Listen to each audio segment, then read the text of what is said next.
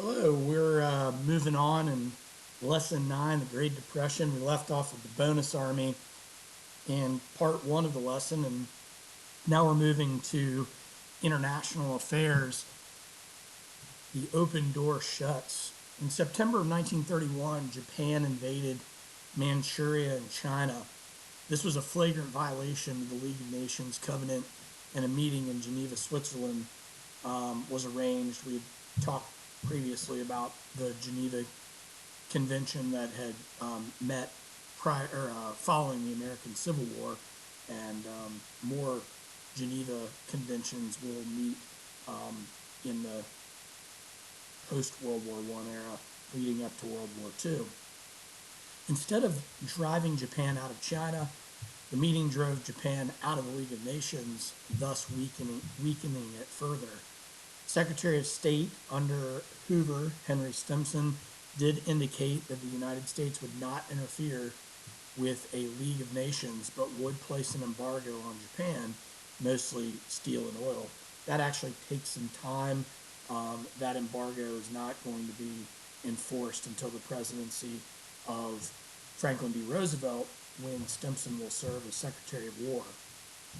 Since the United States took no effective action, the Japanese bombed Shanghai in 1932, and even then, outraged Americans didn't do much to change Japanese minds. The United States' lackluster actions supported the notion that America's isolationist policy after World War I was pretty well entrenched. In fact, the absolute utter destruction and genocide that the Japanese inflicted in places like Nanking, better known as the Rape of Nanking, were some of the worst human atrocities in world history. Do take note, Hoover did establish the good neighbor policy to develop better relations with countries in Latin America in the post-World War I era. If you remember, prior to World War I, President Woodrow Wilson abandoned dollar diplomacy, and American expeditionary forces fought against Pancho Villa in the years leading up to America's entry into World War I. So here we have the Japanese entry into Nanking. The impact of the Great Depression on the lives of Americans in a nutshell. Unemployment rose to 25%. There was a high rate of homelessness in Hoovervilles. There were failed banks and businesses all over the country. The collapse of the financial system occurred. People ran on banks to pull all their money out. The Federal Reserve ultimately couldn't stop the failure of these banks and bank closings, really at every level, local and state. There was a great deal of political unrest, growing militancy of labor unions. We saw that occur with the Bonus Army, but there were other labor union strikes and violent uprisings all over the country. One of the most violent occurred in Central Park in New York City. The horrific natural disaster that was the Dust Bowl, which we'll get into in part 3, couldn't have come at a worse time. Years of topsoil farming and high winds created one of the worst natural disasters in American history during America's worst financial disaster to date.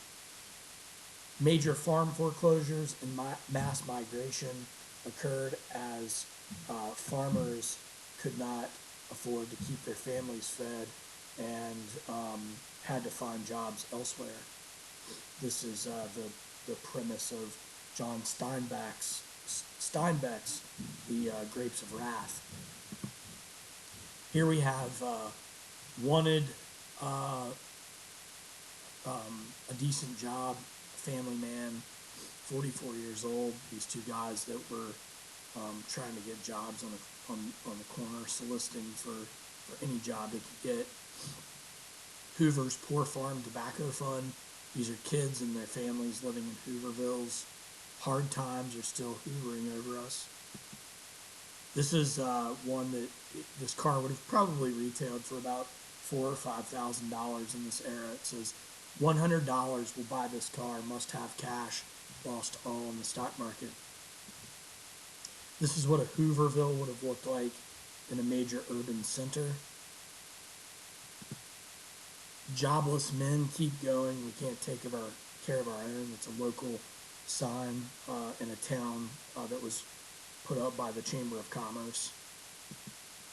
So FDR and the New Deal. In 1932, voters still had not seen a whole lot of economic improvement, and a lot of Americans wanted a new president as a result. President Herbert Hoover was nominated again, but not with a lot of vigor or true enthusiasm. And he campaigned saying that he was going to try to prevent the Depression from getting worse, but it wasn't good enough. The programs that Hoover had put into place that we had talked about before, like the Hoover Dam and others, it was just a little too late. The Democrats are going to nominate Franklin D. Roosevelt, tall, handsome man, fifth cousin of Teddy Roosevelt. And what FDR is going to run on is the platform of a New Deal for Americans. FDR also hid the fact that he had contracted polio on a family vacation in 1921 that had stricken him with paralysis from the waist down. Roosevelt won the election in a landslide, and the New Deal altered permanently the role of American government in the economy. It also fostered changes in people's attitudes toward government's responsibilities. And, some people sort of have a love-hate relationship with this viewpoint on large government, but I think it needs to be stated that desperate times certainly called for desperate measures here. So, for a New Deal, Franklin D. Roosevelt, and in his inaugural address, he famously said, "The only thing we have to fear is fear itself." So, relief, recovery, and reform. As I said, on FDR's inauguration day, he will famously say, "The only thing we have to fear is fear itself," and his plan was to help rebuild the American economy and bring about an end to the Great Depression. He called for a nationwide bank holiday to eliminate paranoid bank withdrawals and bank runs. He will famously use his fireside chats that we've previously learned about to explain to Americans in the most basic layman's terms what each one of these programs, these New Deal programs, were all about. Do keep in mind the bank runs were devastating for the banks. A bank run was when people would rush to the bank and withdraw their money. FDR promoted the 3 R's through the New Deal programs: recovery, relief, and reform. And he laid these out in the famous fireside chats on the radio. He was a master communicator when it came to speeches, but he also used the radio as a new medium to be able to get his point across. He's not the first president to use the radio. All the way back to Warren G. Harding, presidents had used the radio. It's just FDR perfected the use of the radio to get his message across to fellow Americans. The Democratic-controlled Congress was willing to do as FDR said, for the most part. The first 100 days of FDR's administration was filled with more legislative activity in American history up to this point. So we had not seen sweeping legislation like this during any previous economic panic, and we've learned about a number of economic panics in this course. Many of the New Deal reforms had been adopted by European nations basically the decade before, a decade before the post-World War I era, pre-World War II era. So a lot of these New Deal programs were very popular. Not all, but some. I really want to keep this objective because some of these programs were actually found to be unconstitutional. So here we have FDR in a fireside chat. We have nothing to fear but fear itself. So let's first talk about money management. The Emergency Banking Relief Act of 1933 was passed first.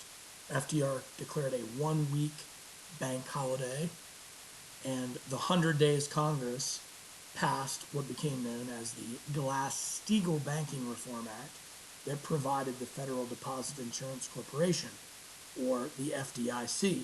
This insured federal deposits up to $5,000, thereby eliminating the epidemic of bank failure and restoring faith in banks. So if we, this is, I think this is one that we can look at as like one of the most long-lasting legacies of the New Deal. The creation of the FDIC and the insurance of deposits gave Americans faith in the U.S. banking system. Therefore, you knew that if you put your money into the bank, it was insured. Therefore, there was no reason to run on the banks. And this is going to help stabilize the banking system, or at least bring the banking system back. And that is why, panics that people have lived through in the late 20th and the 21st century, panics in the 70s and the 80s and the early 2000s, notably the collapse of the housing market. Some people went to pull deposits out, but for the most part, people didn't run on banks because of the FDIC. Their deposits were insured. FDR then took the nation off the gold standard and achieved controlled inflation through Keynesian economics. Now, this is also known as pump priming. It's kind of tricky and a little dangerous. Anytime you're using inflationary tactics, it's a little tricky. We're going to talk more about Keynesian economics and inflationary tactics during the Great Depression as we move forward. Because, in essence, printing more money can be dangerous because you might not have the commodities to actually back the dollar, and that will further hurt the value of goods in the marketplace. Organized labor acquired new rights as the New Deal set in place legislation that reshaped modern American capitalism. Some programs worked and some didn't, and FDR really didn't care. He was happy to propose any program that got people to work and followed through with relief, recovery, and reform. FDR's New Deal programs changed the role of the government to a more active participant in solving problems. Again, some of it worked, some of it didn't, and the historical viewpoint is skewed. Some people think that the New Deal saved America. Some think that the New Deal created a big government monster. I want to look at this, as I said before, objectively and see what worked and what didn't. So here's some of the New Deal programs. I'm just going to highlight a handful of these. There are a laundry list of New Deal programs that were attempted in Roosevelt's first and second New Deal. You have the Works Progress Administration, the WPA. It was a relief measure that provided direct payment to people for immediate help in exchange for labor on public works projects. So dams, bridges, roads, hospitals. It was an $11 million project. This is one that is a little bit skewed. On the one side, it did not make money, but on the other side, it improved infrastructure and it improved services, it put people to work, and it provided dignity for those in the labor force. Next, the Agricultural Adjustment Administration, the AAA. It was a recovery program designed to aid farmers and to help bring the nation out of the Depression over time. It was later found unconstitutional because it interfered with fair competition. And it was, we'll see that ultimately done away with. The Federal Deposit Insurance Corporation, the FDIC, arguably one of the longest lasting legacies. It still exists today.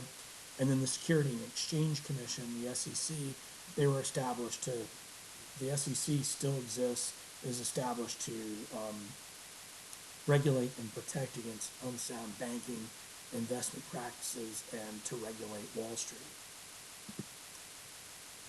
Further, we have the National Recovery Administration, the NRA, that is designed to assist industry, labor, and the unemployed.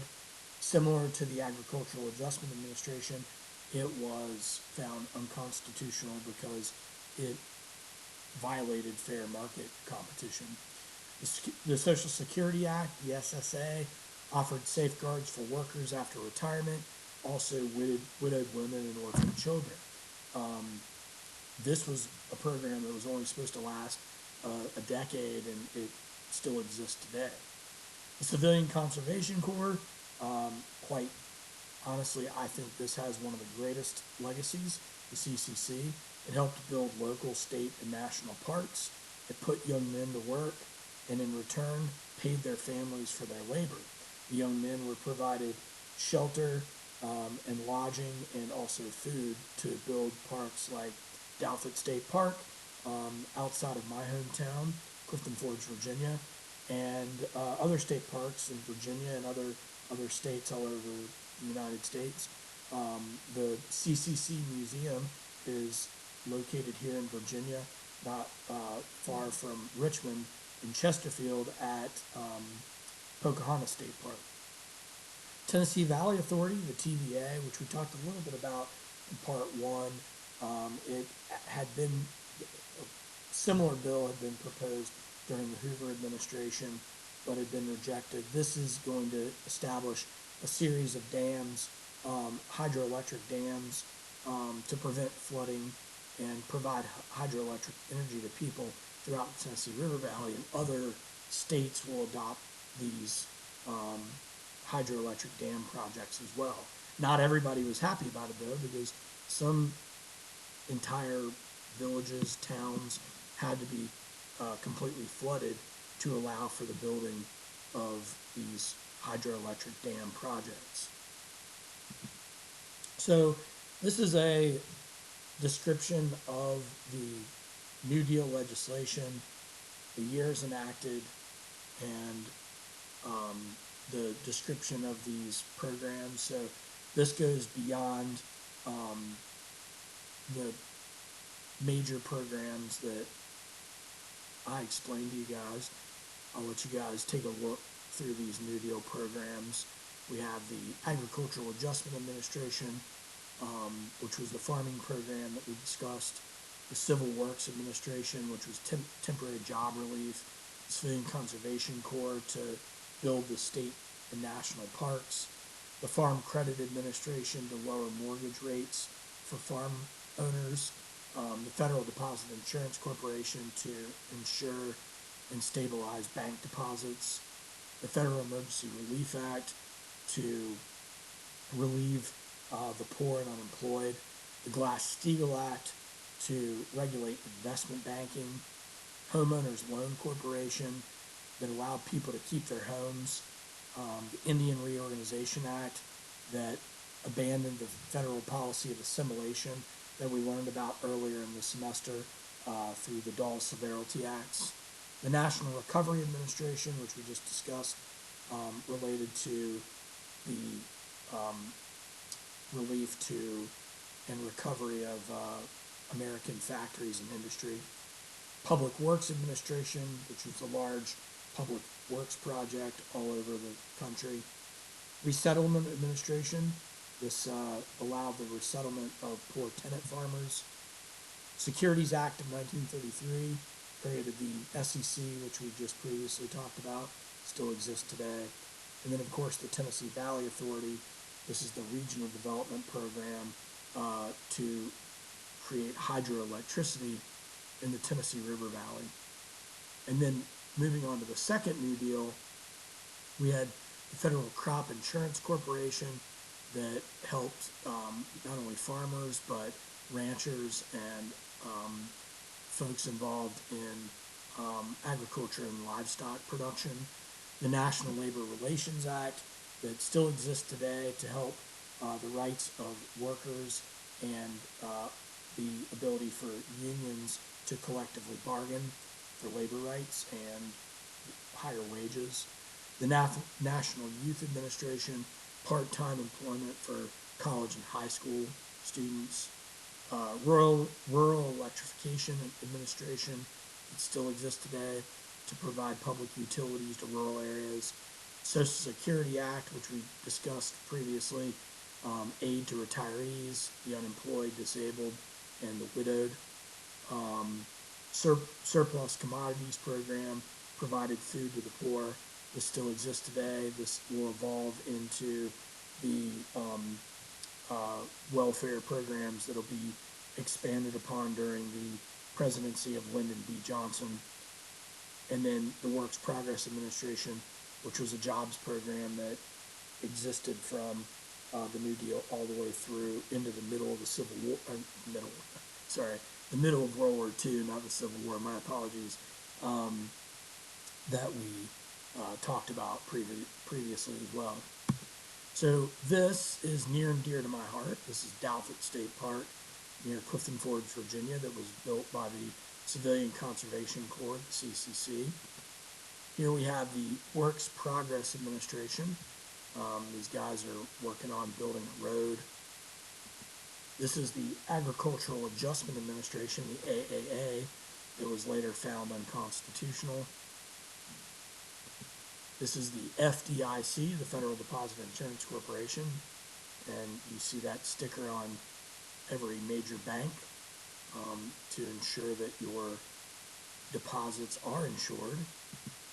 And then here's FDR signing the Social Security Act into law, and then this is a pretty funny cartoon of the young laborer with the retired grandfather on his back, and it says "Old Rocking Chair."